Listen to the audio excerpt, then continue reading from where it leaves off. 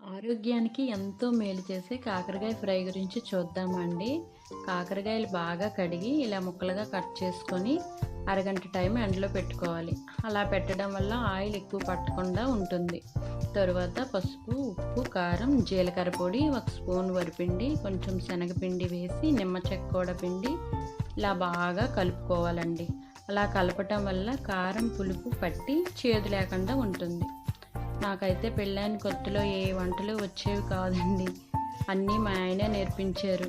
ఇప్పుడైతే మనకు అవసరం లేదు, యూట్యూబ్ చూసి చేసుకోవచ్చు.